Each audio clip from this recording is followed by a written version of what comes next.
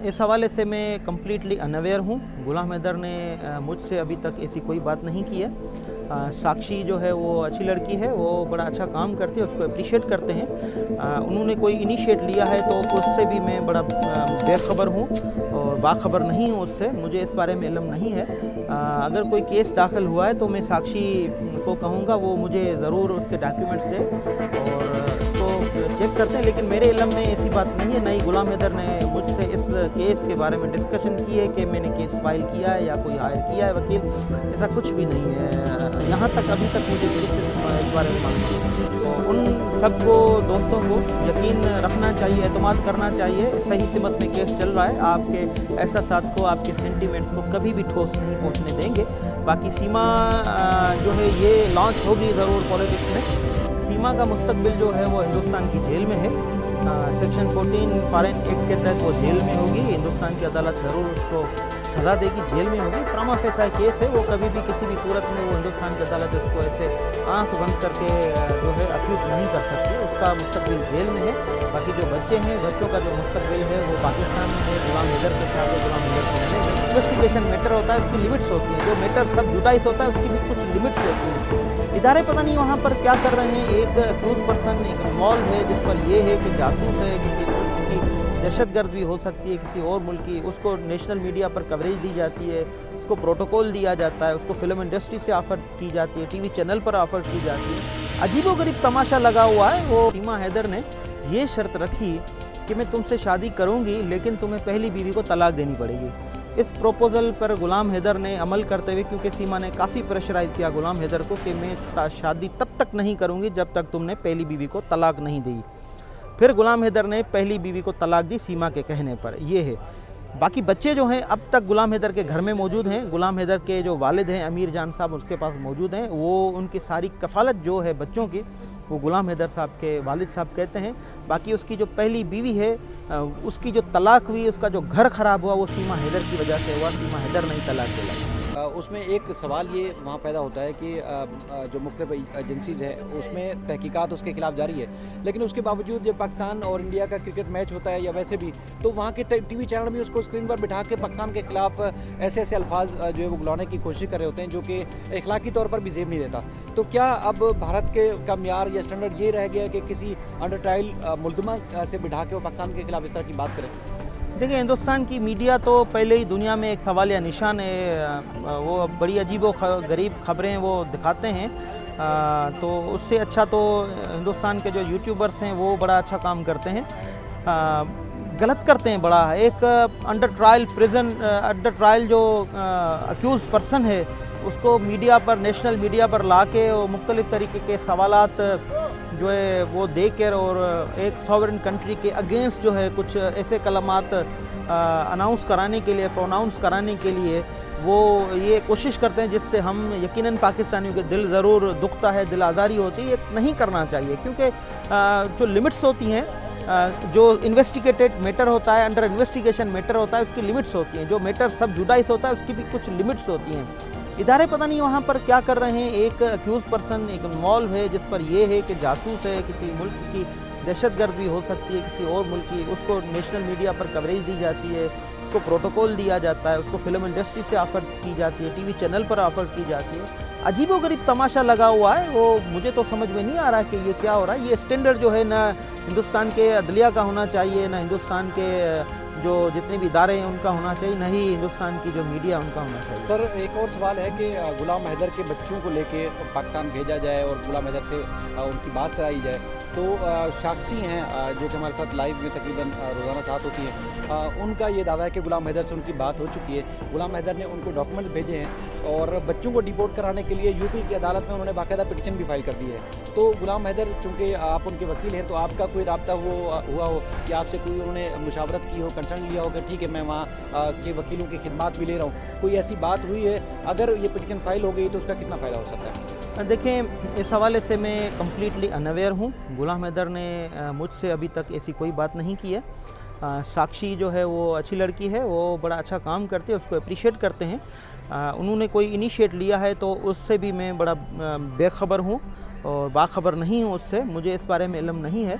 अगर कोई केस दाखिल हुआ है तो मैं साक्षी को कहूँगा वो मुझे ज़रूर उसके डॉक्यूमेंट्स दे और इसको चेक करते हैं। लेकिन मेरे इल्म में ऐसी बात नहीं है, नहीं गुलाम हैदर ने मुझसे इस केस के बारे में डिस्कशन की है कि मैंने केस फाइल किया है या कोई हायर किया है वकील, ऐसा कुछ भी नहीं है। यहाँ तक अभी तक मुझे किस इस बारे में मालूमात नहीं है। तो वैसे कानून तो इजाज़त देता है कि अगर गुलाम हैदर चाहें तो वहाँ पर वकील की खिदमत हासिल कर सकते हैं।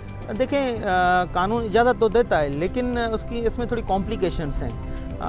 Power of attorney civil case में तो दिया जाता है क्योंकि गार्जियन एंड वार्ड एक्ट का जो केस फाइल करेंगे वहाँ पर उसमें तो पावर ऑफ अटॉर्नी दिया जाएगा, उसका भी एक प्रोसेस है, थ्रू एम्बेसी जाके वो पावर ऑफ अटॉर्नी दिया जाएगा। बाकी जो क्राइम है हुआ है, क्रिमिनल केस हुआ है या क्रिमिनल केस गुलाम हैदर वहाँ पे करना चाहता है तो उस पर पावर ऑफ अटॉर्नी नहीं होता है। बाकी सिविल केस में ज़रूर हो सकता है। अभी मुझे इस बारे में कम्प्लीटली मालूमात नहीं है। मैं साक्षी से भी गुजारिश करूँगा कि अगर ऐसी बात है तो वो मुझे डॉक्यूमेंट भी प्रोवाइड करे। गुलाम हैदर से भी मैं इस बारे में डिस्कशन ज़रूर करूँगा।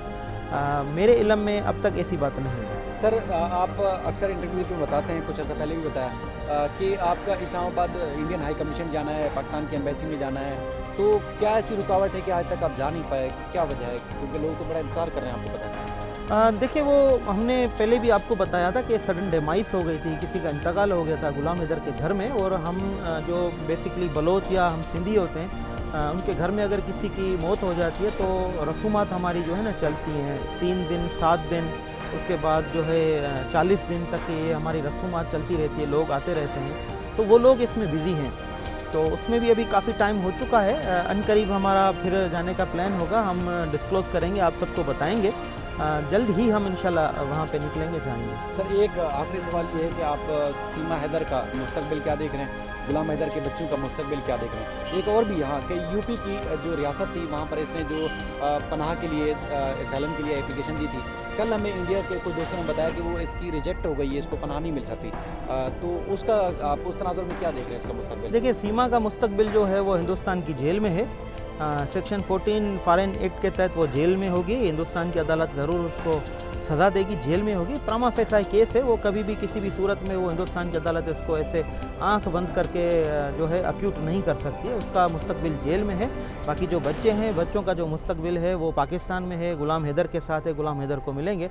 असलम के बारे में, असलम इतना आसान नहीं होता है कोई किसी मुल्क से जो है वहाँ से भाग के किसी और मुल्क जाए और वहाँ पे कोई ड्रामा करके, एक्टिंग करके को मुझे असाइलम मिल जाए, ऐसे नहीं। अगर ऐसे असाइलम मिलना होता तो दुनिया यहाँ की वहाँ, वहाँ की यहाँ हो जाती। ऐसे असाइलम नहीं मिलता है।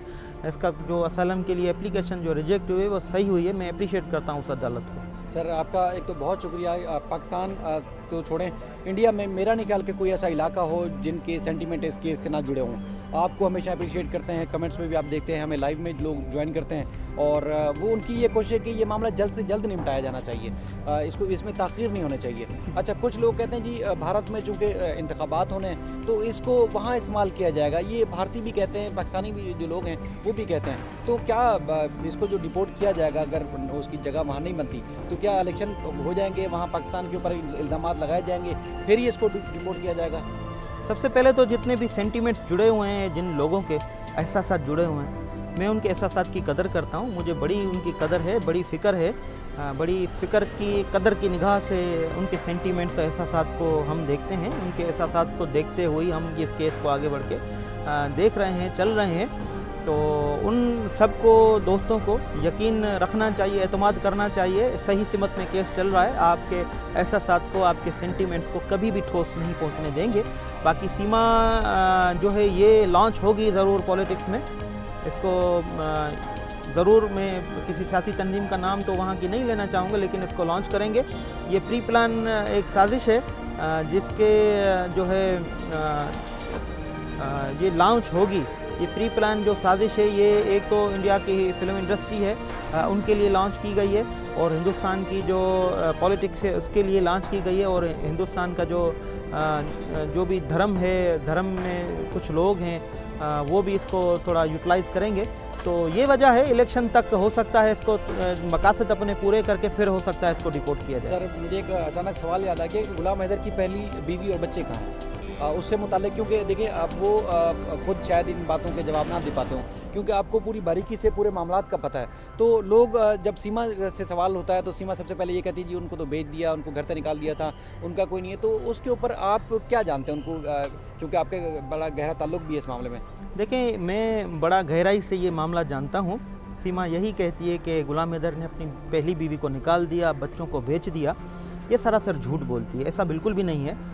जब गुलाम हैदर का इस सीमा हैदर से लव अफेयर हुआ, तो जब शादी करने का इनका दोनों का इरादा हुआ, प्रपोज़ल सीमा हैदर ने जब गुलाम हैदर को दिया, तो सीमा हैदर ने ये शर्त रखी कि मैं तुमसे शादी करूंगी, लेकिन तुम्हें पहली बीवी को तलाक देनी पड़ेगी। इस प्रपोज़ल पर गुलाम हैदर ने अमल करते हुए, क्योंकि सीमा ने काफ़ी प्रेशराइज़ किया गुलाम हैदर को कि मैं शादी तब तक नहीं करूंगी जब तक तुमने पहली बीवी को तलाक नहीं दी। फिर गुलाम हैदर ने पहली बीवी को तलाक दी सीमा के कहने पर। ये है। बाकी बच्चे जो हैं अब तक गुलाम हैदर के घर में मौजूद हैं। गुलाम हैदर के जो वालिद हैं अमीर जान साहब, उसके पास मौजूद हैं। वो उनकी सारी कफ़ालत जो है बच्चों की, वो गुलाम हैदर साहब के वालिद साहब कहते हैं। बाकी उसकी जो पहली बीवी है, उसकी जो तलाक हुई, उसका जो घर ख़राब हुआ, वो सीमा हैदर की वजह से हुआ। सीमा हैदर ने ही तलाक दिलाई। सर आपका बहुत शुक्रिया, और आप सब का देखने वालों का भी बहुत शुक्रिया, क्योंकि यही आप सवालात रोज़ हमसे पूछते हैं। तो आज इनसे जिस तरह मुलाकात हुई, हमने वो सारे सवाल इनके सामने रखे और आपके सामने जवाब भी आ गए। दूसरी बात चलते चलते मैं ये है कि हम इनसे रिक्वेस्ट करते हैं, बल्कि कई दफ़ा फ़ोन करना पड़ता है इनको कि इंटरव्यू के लिए टाइम दें। इनके पास टाइम नहीं होता। जब भी इनको टाइम मिलता है तो वो मुझे या पाकिस्तान से या इंडिया से जो दोस्त इनको फ़ोन करते हैं, तो ये मुख्तसर टाइम उनको देते हैं। लेकिन ये जो उंगली उठाते हैं कि जी यूट्यूबर ज़्यादा और वकील कम है, तो मेरे ख्याल में ये किसी प्रोफेशनल वकील के ऊपर इस तरह की गुफ्तगू करना सरासर जाती है। अपना ख्याल रखिएगा।